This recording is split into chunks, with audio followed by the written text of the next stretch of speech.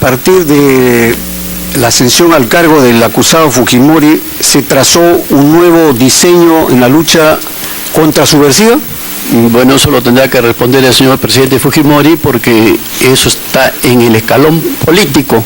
La inteligencia le remite insumos para su toma de decisiones a los hacedores de la política. El hacedor de la política es el presidente Fujimori. La inteligencia le presenta los estimados de inteligencia y los insumos, y el estadista toma las decisiones.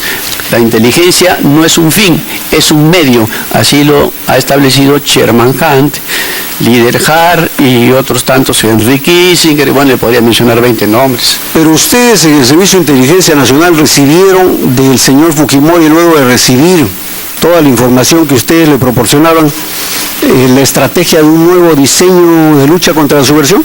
Pero eso entra en el campo de la inteligencia, señor fiscal. No la inteligencia no se revela, así lo dicen los protocolos. Pero usted conteste nomás, no se puede. Bueno, sí, le digo, no puedo contestar porque los protocolos lo prohíben. ¿Y a qué campos abarcaba ese diseño?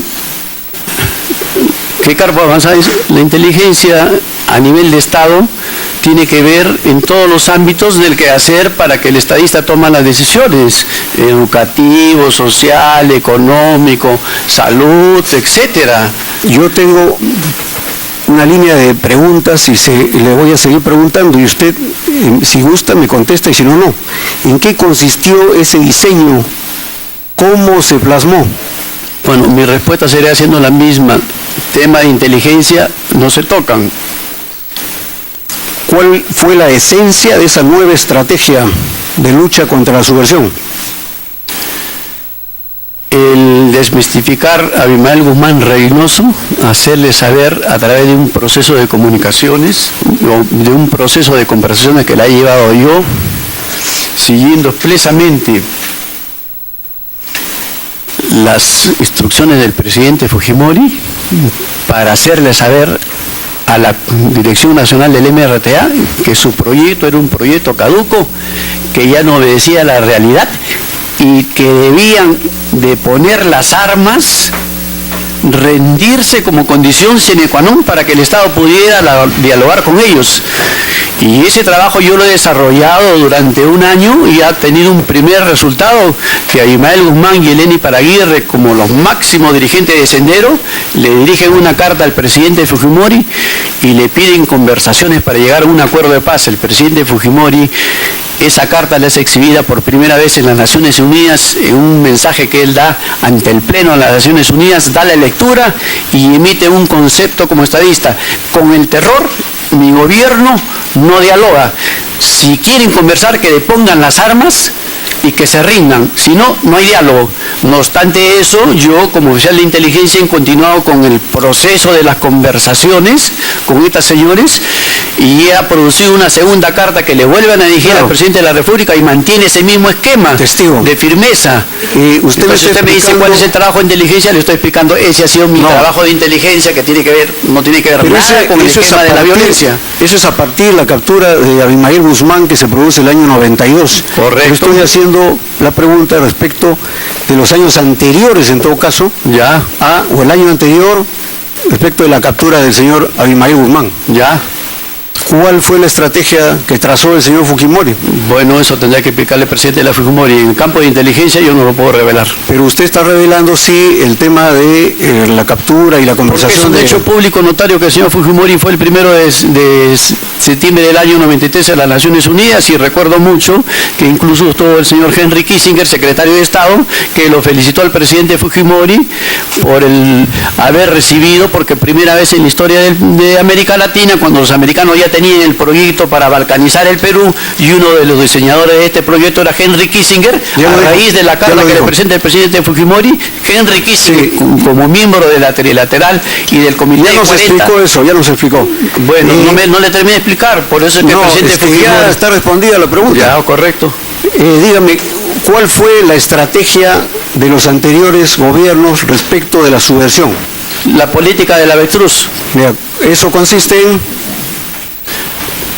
¿Qué hace el avestruz? Mete la cabeza y deja, les hacer y deje pasar. La estrategia del señor Fujimori fue incorporar la inteligencia a la lucha contra la subversión. ¿Es cierto eso? Señor, la lucha contrasubversiva es integral, total, permanente. Para poder plasmarla el estadista en el concepto político, tiene que haber una decisión política. Esa decisión política tiene que tener un soporte jurídico a la decisión política, tiene que dar un trabajo de inteligencia coordinado, pero viene lo más importante, que es la participación de la población organizada a través de la ronda campesina, de los comités de defensa, y tiene también que darse en dos ejes centrales, en el campo de la educación y en el campo de la salud. Y en el campo de la salud, en el campo de la educación se hicieron 3.000 colegios con los fondos asignados a la Reserva 1 y 2 del Servicio de Inteligencia Nacional, que sirvieron para hacer los 3.000 colegios, dotar de computadoras, dar el desayuno materno infantil a los estudiantes, darles los útiles de escritorio, capacitarlos, y se fue ganando a sendero luminoso en la lucha en el campo educativo, en el terreno de las ideas, y tan es así que el SUTEP en la década 90-2000 nunca hizo una huelga al gobierno del presidente Fujimori.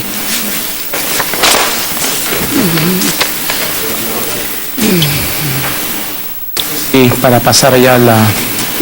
Sí, señor. Señor presidente, yo quería, antes de terminar mi intervención, he mostrado mi mejor predisposición a declarar y dar algunos elementos para coadyuvar el esclarecimiento de estos hechos. Yo a partir de este momento ya no voy a contestar ninguna pregunta, en razón de que considero pertinente que es mi obligación declarar en primer lugar en el proceso que por los hechos de Barrios Altos y de la Cantuta se me viene siguiendo la primera sala penal especial, y en consecuencia a partir de este momento no voy a declarar más sobre este tema. Voy a declarar donde la doctora Villa y el proceso que se me sigue en aplicación del artículo 245, que me permite declarar en cualquier estado de la causa, y yo creo que es mi obligación declarar en causa propia, y si el señor fiscal y los sujetos procesales como el doctor Gamarra, bien estudioso, fundioso de los temas, a lo cual aprecio notablemente, podrán hacerme las preguntas pertinentes, y la sala, si lo tiene conveniente, podrá pedir como prueba trasladada mi declaración para que se incorpore acá. O si he terminado mi declaración allá, me podrían traer nuevamente de testigo, eso ya quedará a criterio del tribunal. Pero yo a partir de este momento ya no declaro más. Muy bien.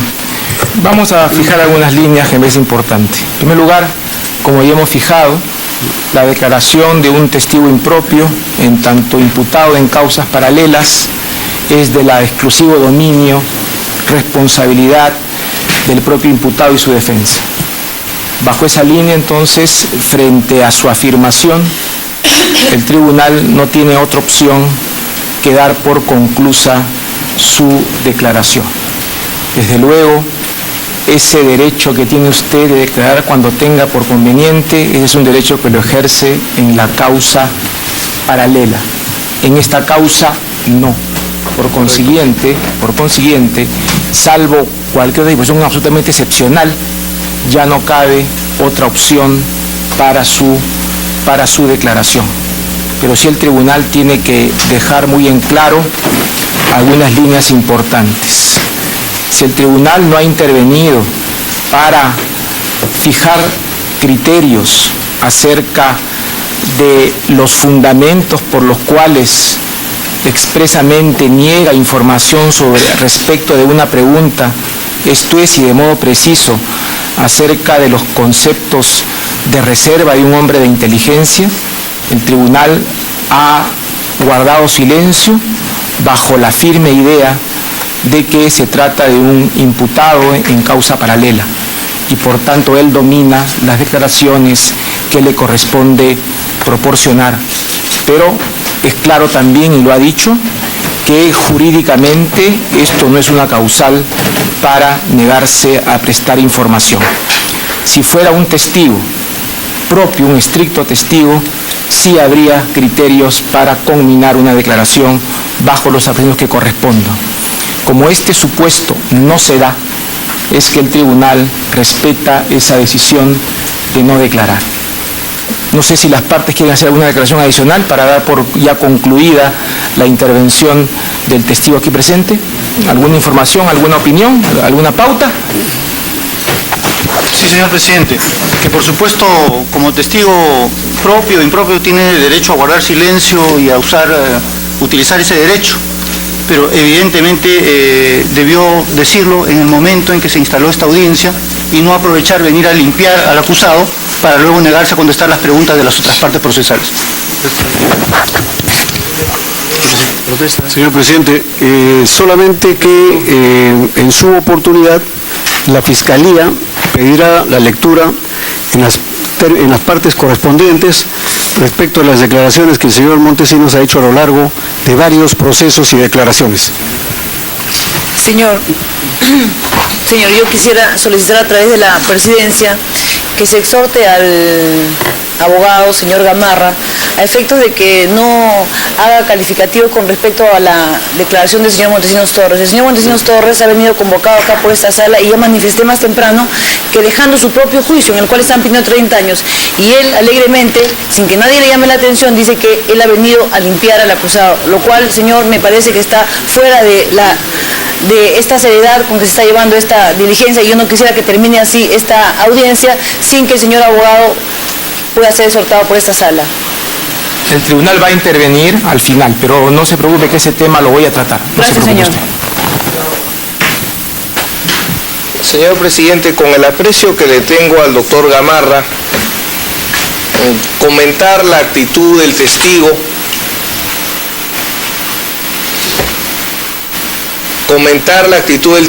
y decir que viene a hacer una limpieza respecto a mi cliente, eso está para la justicia mediática. Entonces, allá es que él debe hacer este comentario. Lo que él debe examinar es si procede o no procede que el testigo, luego de haber brindado su declaración durante una sesión,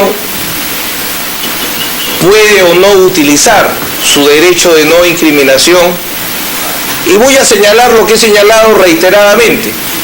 Yo he sostenido que a veces se incurre un abuso del derecho de no incriminación.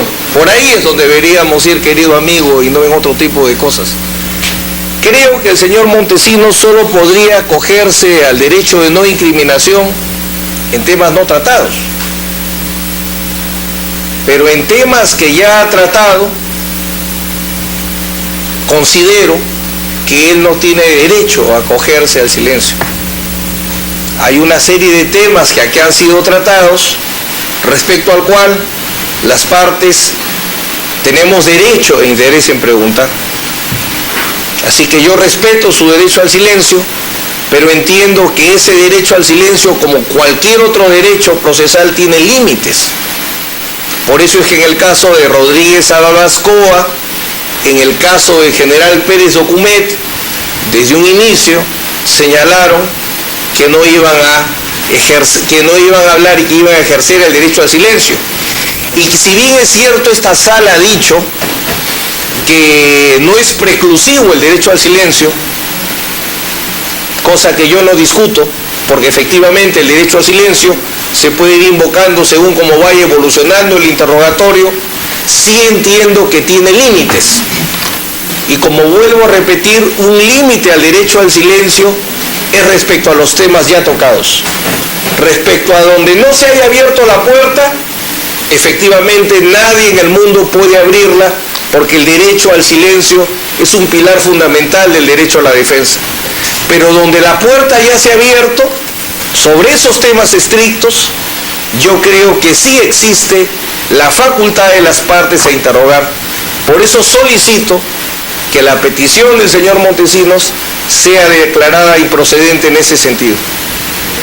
Sobre ese extremo pido la consulta a las partes para decidir. Señor presidente, la decisión del testigo de declarar o de asumir en este caso el silencio, yo creo que es una decisión propia y enteramente personal, de manera que no sé cómo podríamos obligar al testigo a declarar cuando él dice que no quiere seguir declarando. Entonces, la Fiscalía, en todo caso, señor presidente, como repito, estaremos a las declaraciones que el señor testigo ha rendido o ha brindado anteriormente en una serie de